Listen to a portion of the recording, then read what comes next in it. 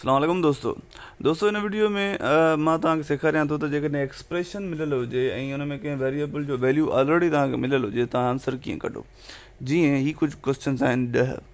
पहिरियों क्वेश्चन आहे 2a-3। इहा हिकु एक्सप्रेशन आहे। जॾहिं त a जो वैल्यू 5 आहे त यानी a जी जाइ ते 5 वैल्यू रखी आंसर कढी वेंदासीं। ॿियों आहे 3b+4।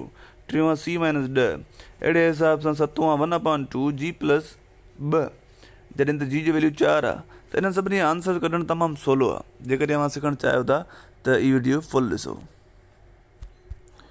एक्चुअली जेको टॉपिक आहे उहो आहे एवेल्यूएटिंग एक्सप्रेशन्स, यानी एक्सप्रेशन तव्हांखे मिलंदी ऐं वैल्यू बि तव्हांखे मिलंदो। लेट सपोज 3a+4 जॾहिं त a जो वैल्यू आहे 2। ठीकु आहे, छा कंदासीं असां सभु कुझु साॻियो लिखंदासीं।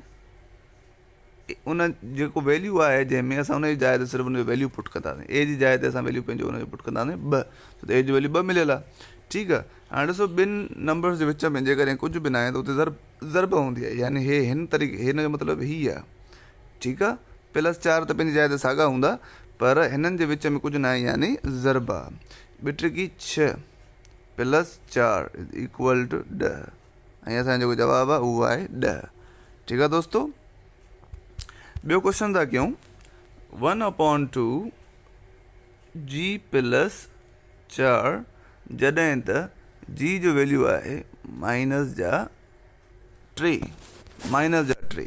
छा कंदासीं दोस्तो, असां g जी जाइ ते -3 रखंदासीं।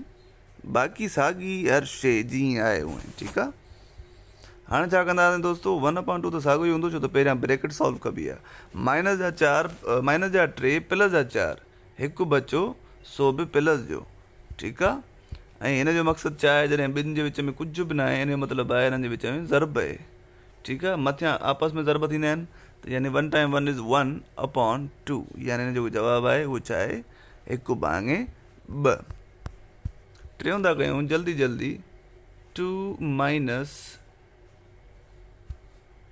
r/2 जॾहिं त जेको r जो वैल्यू आहे उहो आहे असांजो 4। ठीकु आहे दोस्तो, त छा थींदो, 2 - r जी जाइ ते 4/2। हाणे तव्हांखे ख़बर आहे त 2 - 4 न थींदो आहे, यानी 4 - 2 ई कंदासीं। एक्चुअली जवाबु 2 ईंदो, पर जवाबु हमेशह वॾी निशानी वारे जो ईंदो आहे। वॾी निशानी कंहिंजी आहे, चेन जी, ऐं 4 वॾो आहे, हुनजी निशानी आहे 2, इन करे माइनस जा 2 बचंदा। (2) त हलंदो थो अचे अञा ताईं।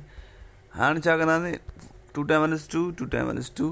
त जवाबु छा थो अचे दोस्तो, जवाबु थो अचे -1/1। ऐं तव्हांखे ख़बर आहे अपान वारो 1 न लिखंदा आहियूं, इन करे जवाबु छा आयो, -1। ही h जो 1 न लिखंदो आहे, इहो अंडरस्टूड हूंदो आहे। उमेदु आहे तव्हांखे एक्सप्रेशन खे एवेल्यूएट करणु ईंदो हूंदो, ऐं जे न त हिन वीडियो खां पोइ तव्हांखे सम्झ में फुल अची वियो हूंदो। जेकॾहिं काई मुश्किल आहे त कमेंट में तव्हां लिखी सघो था।